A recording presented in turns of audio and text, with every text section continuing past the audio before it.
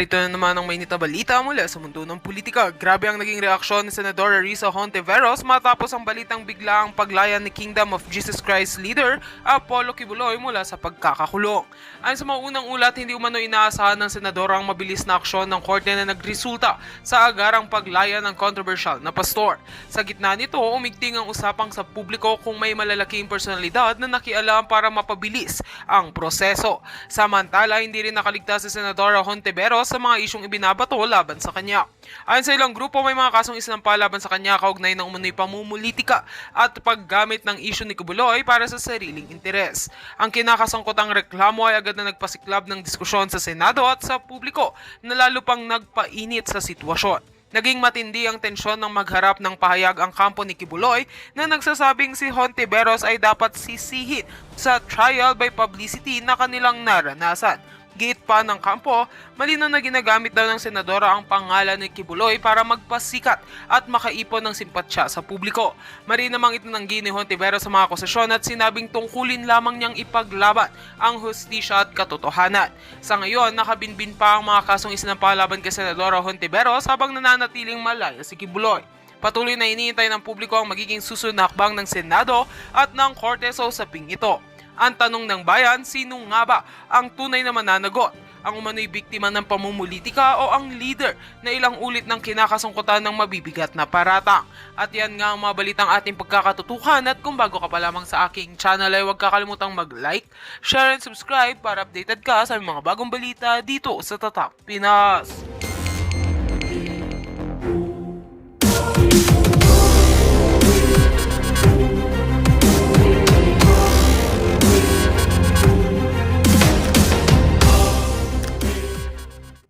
Allegedly being committed by the pastor. Very clear ang definition ng crimes, ang penalties. Pangalawa, yan pong chairperson,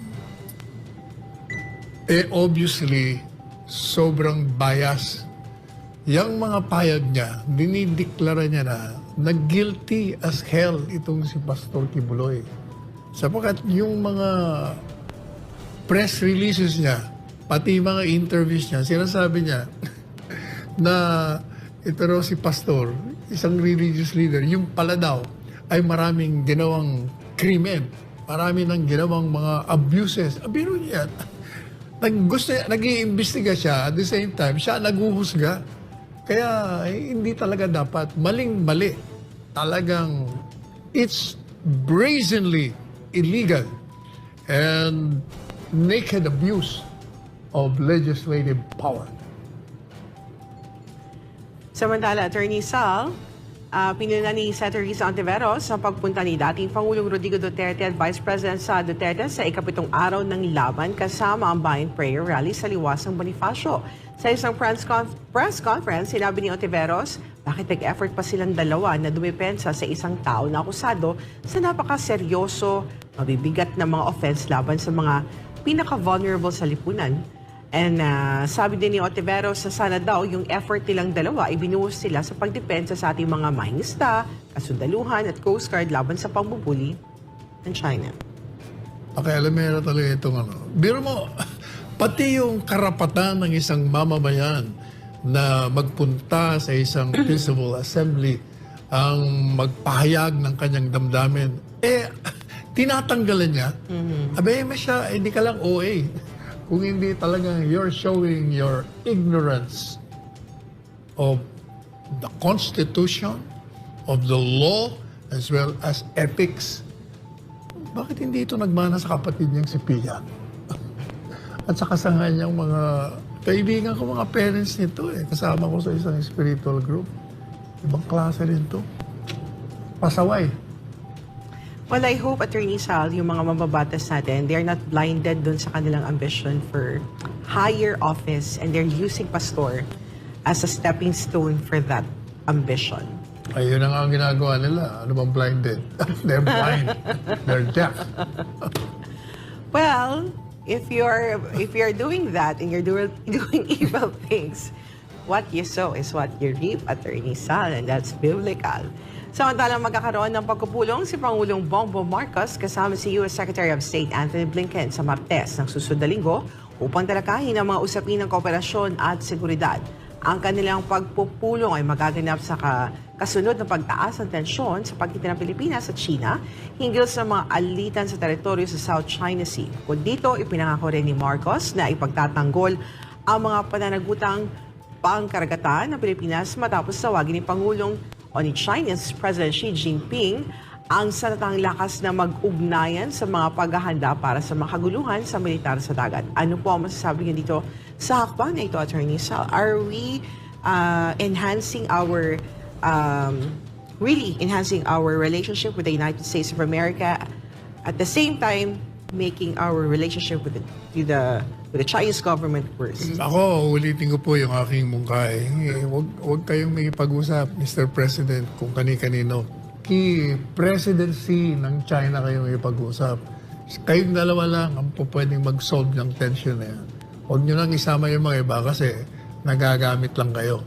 They are being used as a pawn for the conflict in the West Philippine Sea between U.S., China against Taiwan. Kaya si Presidency na lang kausapin nyo.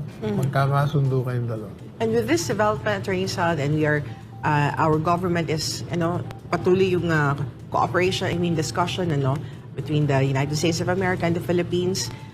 Yung sinasabi kasi ng mga geopolitics experts, Attorney Sal, yung proxy war na maiipit tayo, parang mas pinapadali natin ang mangyari yun, Attorney Sal. Ganun na nga. Exactly. Kaya kasabi mo na si Presidency. The question is, Attorney Sal, who is advising the President to do this? Tama ba yung mga advices sa kanya, Attorney Sal? Well, I suppose matalino naman yan si Ferdinand Marcos Jr. Otherwise, hindi magiging presidente. Pinag-aralan. Marunong naman siya mag-analyze. At yung mga previous decisions niya on controversial cases, nakita ko naman yung kanyang sense of justice. Ikaw naman, Speaker Martin, ang galing mo talaga. At talagang ayaw mong pumayag na hindi sumama. Pati si Senador Mix, nahawa na rin, sumasama na rin. Ano bang pinaggagawa ng dalawa dyan?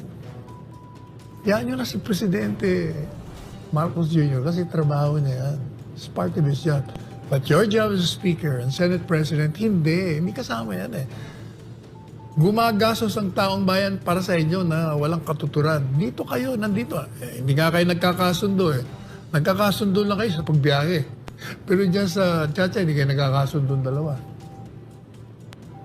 Samantala, ayon sa isang mamabatas, kung maratapika ang mga inihandang mga pagbabagong pangong ekonomiya sa 1987 Constitution, maaaring isama ang Kongreso ang isang proseso o maaaring isama ng Kongreso yung isang proseso ng pagsala nakahadlang sa China at iba pang mapangalib ng mga mamumuhunan sa batas na magpapahintulot sa dayuhang pamumunuhan o pamumuhunan. Sinabi ni Cagayan de Oro City Second District Representative Rufus Rodriguez itong Huwebes na bagamat ang pag-ratify sa resolution of both houses o RBH number 7 ay maaring mag-alis ng mga limitasyon sa mga dayuhang pamumuhunan, hindi nangangahulugan na lahat ng dayuhang kapital ay tatagapin sa bansa. But ang question is, Attorney Sal, why are they zeroing in with China? Hindi, ako, huwag lang yung pag-usapan yung Chacha, pag-usapan na lang natin at tugunan nyo yung mga problema ng taong bayan, yung pang-araw-araw na pangangailangan. Kasi nagiging cover-up yan eh, para hindi sila ma-confront on these very basic issues. Yan, puro Chacha na lang sila. Magtango kaya kayo. Attorney Sal, where they were saying, Attorney Sal, yung itong revision, kailangan mga baguhin sa ating saligang batas, hindi naman daw directly makaka-apekto ito, especially itong mga dayuhang pwedeng mamuhunan dito sa bansa, Attorney Sal, directly makaka-apekto sa mga mahihirap nating kababayan, kundi yung mga mayayaman natin na mga kababayan dito sa Pilipinas ang makikinabang daw dito. Totoo naman yun eh. Ever since na wala, nakikinabang talaga yung mayayaman. Pag-aralin nyo lahat ng mga Pilipino. Yun, doon kayo mag-concentrate muna. Educate the Filipinos. Yung mga hindi kayang magpaaral sa kanilang mga sarili. Ng pag-asa para maisabatas ang mandatory ROTC bill. Yan ang sinasabi natin. Yung mga mahalaga, di ba? Sa halip na tutukan niyo yung Pastor Kibuloy na walang basihang factual at legal, yan ang tutukan niyo. Magkaroon ng batas para maging mandatory yung ROTC. Wala. Natutulog. Talaga naman. Attorney Sal, bago tayo mag-weekend, ano po ang ating last message para sa ating mga kababayan? Ayun, ang message natin, ang mga kababayan natin, wala nang problema dahil napupukaw na ang kanilang damdamin at Gising nagigising na sila. Ang kailangan bigyan natin ng mensahe, yung mga lawmakers, mag-focus na ho kayo sa trabaho nyo. Huwag na ho kayo yung nanggigipit kayo ng taong inosente. Yan ang mga atin. Talaga yung senador lang yan hot na hot. Talagang siguro gusto niya bisitahin si Pastor Rizano sa pulungan. Talaga naman, tama yung ginagawa ni Senator Robin. Talagang dapat tutuloy niyan. Kasi nga, unang-una, walang basis ang pagpapatawag sa kanya. Paulit-ulit na natin sinabi na hindi ang Senado ang tama o wastong ahensya o tangay ng gobyerno na dapat tingin ang mga akusasyon ng krimen sa isang tao. At lalong-lalo na meron ng ruling ang DOJ na binaliktad nila yung desisyon ng piskal sa Davao at ihain na ang formal na demanda. O anyway, with more reason, dapat itigil niya na yung committee hearing na yan. Sapagkat meron ng pag-uutos na i-file ang kaso sa hukuman. At yun ang tamang proseso dapat. Hindi ang Senado o any of the committees. Kaya tama po ang ginawa ni Senator Robin. At sana, yung mga miyembro ng komite, tingnan po ninyo ang kawalan ng basihan, factual at legal. At saka pinagpipilitan, nabanggit na naman niya yung aid of legislation. Meron na akong desisyon ng Korte Suprema doon sa Parmali case na yung contempt order, dapat hindi basta-basta ginagamit ng Senado. Kailangan maingat ka dyan kasi nagiging abuso sa kapangyarihan ang ginagawa nila. Yan ang kitang-kitang abuso kasi unang-una, wala namang dahilan para ipatawag mo dyan. So kung walang dahilan para ipatawag, may dahilan na tanggihan ang pagpapatawag mo. Hindi po ba? So kung ipagpipilitan mo yung pag-aresto, ibig sabihin, isa lamang ang layunin mo dyan. Number 1, hiyain. Number 2, pakulong si Pastor. Number 3, para nagtatanim ka ng takot at pangamba doon sa mga kaalyado ng mag-amang Duterte. Kasi ang talaga naman ang target nila si dating Presidente Duterte at si Vice Presidente Reza. Yan ang katotohanan. Alright, maraming salamat Attorney Sal. Pero noted din Attorney Sal yung sinagawang rally din ng mga members, mga key leaders ng Kingdom of Jesus Christ. Dito sa Metro Manila, talagang ipinakita nila ang kanilang puwersa. Una, the other day, doon sa Liwasang Bonifacio. Yan, nakita mo sa screen natin, Attorney Sal, yung pagdami. Pinakita ng mga members ng Kingdom of Jesus Christ kung paano ba isinasagawa yung tamang prayer rally, Attorney Sal. Kita mo naman, Attorney Sal, kung paano magkaisa yung mga supporters ni Pastor Apollo Siquibuloy dito sa Metro Manila. Nag-alay ng mga dalangin, nagpahayag ng suporta ang bawat isa, Attorney Sal, Sabi nga namin mga taga-Kingdom of Jesus Christ, bago nila makuha si Pastor Apollo Siquibuloy, dadaan muna sa 7 million members ng Kingdom of Jesus Christ, Attorney Sal. Pero Attorney Sal, maliban dyan... Yes, Attorney Sal. Nakit ko nga doon sa talumpati ko dyan sa Liwasang Bonifacio. Pinapurihan ko ang mga miyembro ng Kingdom sapagkat unang-una ako, napaka-organisado at isa lang ang ibig sabihin, merong disiplina at pag may disiplina, merong pagkakaisa at pag pagkakaisa ay nakikita yung pag-ibig sa pusong namamahay sa bawat isa. Kaya nakita natin. Pero meron akong komentaryo dyan eh. We should not limit the rally coming from the Kingdom of Jesus Christ supporters. Of course, of Kasi course. marami ang nag-text sa akin. Masama pa nga ang loob ng iba. Sabi niya, bakit hindi ho namin alam yan? Bakit dapat sinasabihan kami in advance? Kailangan malayo pa para nakakapag-prepare kaming sumama. Gusto naming sumama dyan. Oo nga naman. Kasi ang announcement ko po rin sa my show on the day itself eh. Kasi nalaman ko the day before. Kaya kailangan siguro bigyan natin like mamaya meron palang rally o hindi nakakaalam. Magugulat na naman sila. Tama naman kami dyan. Sabi nila, teka mo na. Sabi nila, nangihikap suportahan si Pastor pero hindi nyo kami sinasabihan. Nakakantsawa patuloy ako. Oo nga naman. Noon. Pero sabihin mo mga 2 linggo para ilalagay yung schedule, may rally, kailangan pupunta kami doon, dadaling ko pamilya ko, dadaling ko grupo ko, dadaling ko family chats ko. Ganun po ang pag-uorganisa ng isang malawakang rally. Gayahin natin yung ginawa po ng panahon. Kami pong mga aktivista noon talagang pinaplano namin ng gusto, hindi karaka-raka. At gaya na sinabi mo, Atty. Sal, dahil may rally nga ngayong gabi dyan sa Liwasang Bonifacio, hindi lang gagawin tonight ang rally na ito.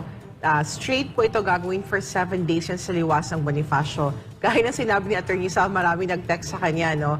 Alam mo ba, Atty. Sal, marami kaming nakausap doon yesterday na hindi members ng Kingdom of Jesus Christ. I mean, dun sa Liwasan. Sabi pa nila, tinanong ng other members, paano mo nalaman na may rally kami dito? Kasi napanood namin sa programa ni Atty. Sal. O diba, marami ka mga televiewers, Atty. Sal, at sila ay pumunta at nakalahok dun sa ating prayer rally. So yung gaya na, dahil na-mention mo na Atty. Sal, i-announce na natin dahil simula mamayang gabi and for 7 days magkakaroon po ng prayer rally na pinamagatang Laban Kasama ang Bayan. Diyan, gaganapin po sa Liwasang Bonifacio. At panawagan po namin sa ating mga kababayan, tumindig at makipagkapit-bisig makaisa dito sa ating prayer rally ngayon March 6 hanggang 15. Mag-uumpisa po yan sa ganap na alas 6 ng hapon sa Liwasang Bonifacio sa Maynila. Magsuot po ng puti para sa kapayapaan, hustisya at kinabukasan ng ating bayan. Ang pagtitipon nito ay walang bayad. Huwag kalimutang magdala ng sariling pagkain at tubig.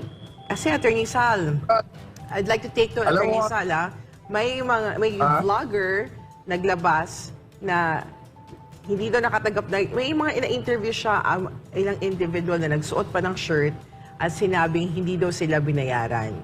Kasi nga naman, gaya na sinasabi namin, hindi po binabayaran yung pupunta na Atty. Sal. At natatawa kami Atty. Sal kasi kung makikita mo yung crowd namin Atty. Sal, ibang-iba dun sa mukha ng mga in-interview. Hindi namin kauri yung mga yun Atty. Sal na nagsasabing hindi sila binayaran. Definitely kasi hindi po bayad yung mga pumunta doon. Yes, Atty. Sal.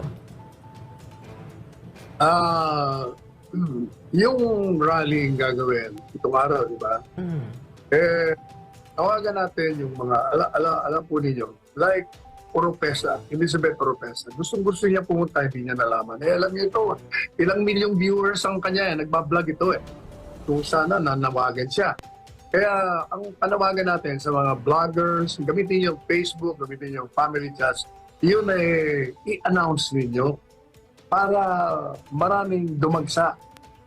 Marami ng Kingdom, mga miyembro, pero mas mabuti yung ang mga ordinaryong tao ay dumating pa. Well, open tayo, Atty. Sal. Kung sino man ang gustong pumunta doon, makipag-coordinate or we will also coordinate with Miss Elizabeth Oropesa. I think one of our reporters is already coordinating with her, Atty. Sal, on the possibility na magsalita siya tonight. If not tonight, sa mga succeeding days natin. Of course, kayo, very welcome kay Atty. Sal and all our anchors here in SM9 to speak, no? dun sa ating crowd. And of course, Attorney Sal, we thank you for your time dahil nakiisa ka dun sa ating sa aming prayer rally. Ang ating, gaya sinabi mo, we're not just limiting it for the members of the Kingdom of Jesus Christ, but for everyone. But gaya ng sinabi namin, yung umattend lang doon, mga key leaders na to, Attorney Sal. And we are also expecting that more will attend, Attorney Sal, no? Even the members of the Kingdom of Jesus Christ here in Metro Manila, in Luzon, in Visayas, in Mindanao, hindi na namin pipigilan if ever pumunta sila dito sa Metro Manila to join us in this rally. Samantala, Attorney Sal, posibleng... yes, Attorney Sal. Yung mga senador na nani sa pagka-inosente ni Pastor Polo Kibuloy ay aanyayahan din natin na Yes. samahan tayo sa mga ganito. Pati yung mga miyembro ng Kongreso, dahil meron dyan tahimik lang naghihintay lang. Makikitang magiging patayan ng pagpunamos sa mga ralista. At ito po ay nagpapakita na talagang malusog ang ating demokrasya.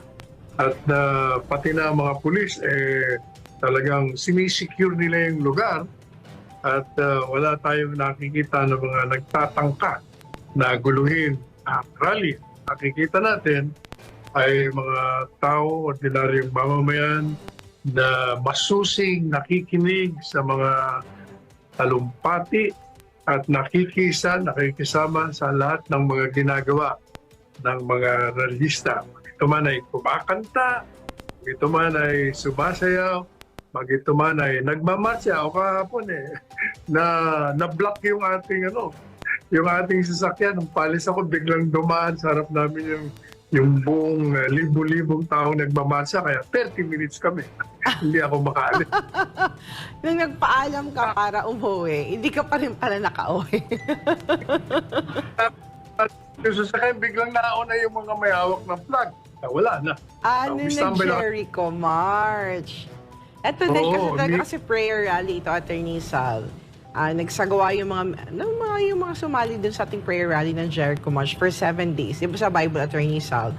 Ang naging weapon nung panahon dun sa Old Testament para mag-tumble down yung walls of Jericho is yung pag-ikot nila 7 times doon, Attorney Sal. And on the last ikot nila, Attorney Sal, talagang ginamit nila all the musical instrument and kantahan. And with that, Attorney Sal, diba? Nawasak yung walls of Jericho. But this time, Attorney Sal, it's at the walls of Jericho, Attorney Sal, ang pinaglalaban natin dito that we want to topple down. It is the wall of corruption, the wall of abuse of power, name it, Attorney Sal, lahat ng dapat na matopple down dito sa ating gobyerno na dapat mawasak na, Attorney Sal. And, mabigyan ng chance sa ating mga kababayan na mabigyan ng leadership na talagang tunay na may malasakit sa ating taong bayan at para talaga sa ikabubuti ng ating bayan. Ibig mo sabihin, 7 beses sila nagmarcha? 7 days. Once lang. Akala ko, biro mo kung No, sa Old Testament, Attorney Sal, on the last day, umikot sila 7 times. Akala ko, 7 times. Buti hindi natin ginaya 7 times. Hindi, kasi 7 days tayo Attorney Sal. Pero alam mo, Attorney Sal, kaya isang beses lang sila umikot. May curfew sa liwasan. If gawin natin ng 7 times, Attorney Sal, anong oras na matatapos? Abay, mabuti nga. Kung hindi, 3 oras ako nag-aantay doon. Kaysa... Hindi makalabas. Kami lahat makalabas Pero alam mo, Attorney Sal, isa sa mga highlight ng prayer rally ng Laban Kasama ang Bayan last night. Kasi yung surprise sa pagbisita, alam mo, Attorney Sal, yung mga organizer nakausap ko, Attorney Sal, hindi nila inaasahan na darating si Vice President Sara Duterte. Kasi I think she was invited pero hindi siya nag-confirm, no? I think meron siyang schedule at nagpaliwanag siya na hindi siya makakarating. And nagulat yung mga organizer at yung mga kababayan natin at Attorney Sal, dumaan siya sa likod. So bago siya nakarating doon sa harapan, Attorney Sal, wala na, dinumog na siya ng mga tao, kinumusta niya yung mga tao at inabot pa siya ng ulan.